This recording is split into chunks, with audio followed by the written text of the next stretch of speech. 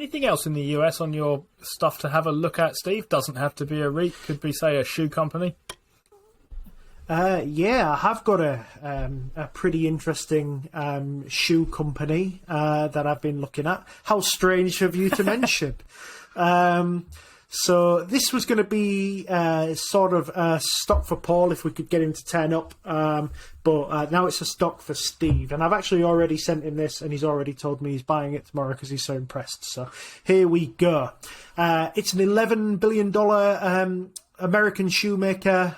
It's called Deckers, and its largest brand, if you know it, is the UGG brand of boots. And they were pretty popular, Steve, about 2 years ago. Well, no, 2 years ago was COVID, so maybe about 5, 6 or 7 years ago. Deckers has done pretty well recently, though. If you look back about 10 years ago, their revenue per share was about $38 a share.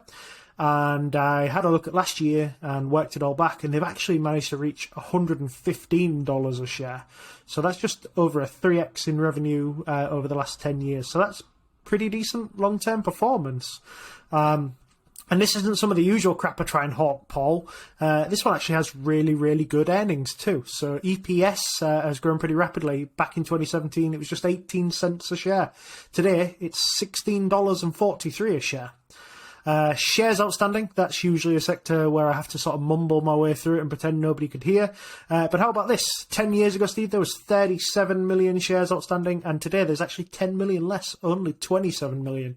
And they've got authorization to buy back another 1.5 billion or so of stock, which will be about another 13% of the float. So it's going to have lots of debt in it, Steve. That's how these things work. It's actually got zero. Is it running out of cash? It's not running out of cash, Steve. It's got $1 billion of cash, and that's a growing pile. It's got to be traded at 1 billion times earnings, right? No, this one's just 20 on a forward basis, so not that expensive at all. So let's have a look at the brands that they own. Let's see what you think about these. These are all compared to same quarter, but the year before. So UGG. UGG brought in $930.4 million. It's by far their biggest brand. Sales actually declined 1.6%, although in 2021 it actually grew 15.4% year over year. So potentially these are kind of tough comps for them. So Teva, another brand of theirs, brought in $30.5 million of revenue, growing 48.3%. I'd argue this is probably too small to care about right now. Sanuk. This is a brand they paid over 100 million for, 110 million in 2012. Its sales decreased 7.4% to a mere 5.6 million. This, to me, seems like it was a bit of a dud. And Kookaburra. Hello to any cricket fans whose ears have just peaked. Actually decreased 12.1% as well to 26.9 million. So, yeah, looking at that portfolio, we've got two duds, a tiny but maybe interesting small brand, and a cash cow that could be in slow decline. So this doesn't look very good at all. So let me tell you about the rest of that portfolio, Steve. They have a shining star called HOKA, and they paid a pricey sum for this brand, Steve. They paid $1.1 million for it in the summer of 2012. At the time, HOKA had about $3 million in sales, and in its first full year under Deckers, it managed to contribute just 0.21% of Deckers' overall revenue. So tiny. Today, though, that stands at 28.3% of Deckers' revenue. A revenue CAGR of an incredible 70% growth per year on this brand alone. And Steve, this isn't slowing down. It's speeding up. Last Q over Q, HOKA actually grew at 90.8%. So this is good quality revenue too. So HOKA gets about 30% of its revenue from DTC, direct-to-consumer channels. And this is growing fast. Deckers say HOKA's DTC business grew about 58.4% last year, improving the company's overall DTC sales up to about 1.21 billion, which was up to 13.8% year over year. And almost all of this was powered by the growth of HOKA.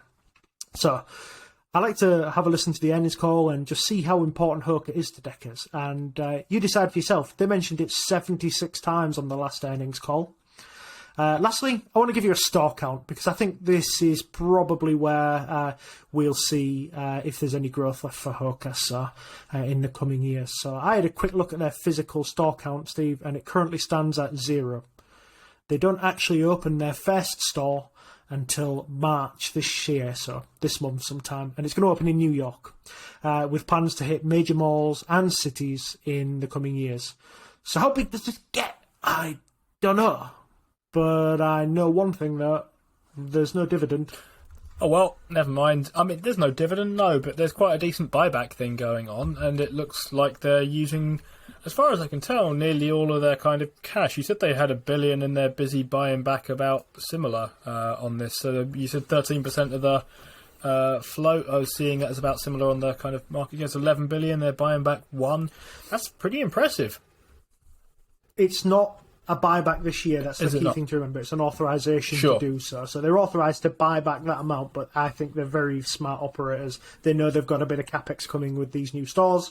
I think they'll be very smart about their buybacks. I think they only bought about, I think off the top of my head, it was about 35 million of shares in the last quarter. They're just being sensible. Do you think opening stores is important in this? I mean, I remember when I was sort of a lot younger, it was very obviously when I was a child, internet shopping wasn't really a thing, but I suspect that one of the slower things to take off on internet shopping would have been footwear and running shoes, because it used to be the case that you kind of got your feet measured and went to go and try on various shoes, see how you kind of feel in them and so on, and that's not so obviously easily done with sort of e-commerce and so on.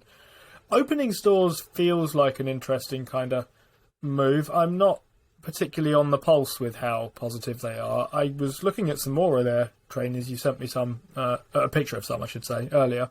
They look really good, though. I like the look of these a lot. Serious competitor here? I think so. Yes, I was comparing them to. I was comparing their reviews to On Holdings, which is the Roger Federer owned brand, and to Allbirds as well, which is a company we've spoke about quite a bit on here, and they seem to get just as good a reviews as those two, and I know they're very well regarded shoes, so very interested to see how this develops. About stores, yeah, I think at some point you're going to have to get yourself a store. If you know you can get a space in a mall which has a lot of traffic, one of the best ways to get your product in front of a lot of eyes is to open a store. Now, they know this works because they've been trying pop-up shops in various locations all around the US. So they've been trying it in busy sort of metropolitan areas. They've been doing like 1 or 2 day pop-up shops or 1 week pop-up shops, getting people to come in, try the shoes out, and see how they feel. So they've had a really good sort of testing phase for this, and they're really confident that this will come off. I mean, we've got a company that's growing at 90% without this quarter over quarter. So what does it do, when it eventually comes along? And these aren't small numbers, by the way. I'm neglecting to tell you the revenue numbers. It was about 300 or so million in the quarter. So it's starting to catch up to this UGG brand. I mean, at 90%, which, again, law of big numbers, that's not going to continue forever. But even at a decent clip, it's going to catch up to that UGG brand pretty quickly and likely overtake it. So I think this is a pretty interesting looking stock. I think it's got growth ahead. I have bought a massive, Steve, £70 position in my portfolio because it was all the cash like I could 3 times muster. your stake in NatWest or something from one point. Or... Yes, it was. I had to sell NatWest and take 2 dividends. I think Southern Copper and ASML's dividend to buy my £70 stake. But it's there to remind myself that this is a fantastic company, and in April I should be buying quite a bit more. Which portfolio is it in? It's in my. Yeah, it's in my it doesn't ISA. look like the kind of blitz scaling thing, but it's got to be a very small part of that ISA for now. That's interesting. I mean, we're only a couple of weeks away, I guess, from having a show on what we're planning on doing in our ISAs, or what we're doing kind of out of the gate. So wait and see which of our things we actually buy for ourselves. It looks like a hell of an acquisition, though, HOKA, as a thing. You said they bought it for 1 million, generating 3 in revenue. That's it, yeah. And the guy who sold it, he said he was certain HOKA could be 100 million brand. That's when he sold it to Deckers. He was like, "Look, this is going to be 100 million brand. You've got to buy. It's such a good brand. I mean, it's already a probably multi-billion-pound brand. So it would be interesting to see how big it can get. I mean, I had a look at the shoes. I told Steve off air, and I'll tell you on air, I had a heel problem when a couple of years ago, so I was forced to buy some Skechers. Now, Skechers are the comfiest shoes that ever lived, but they do look like prison shoes, whereas these are...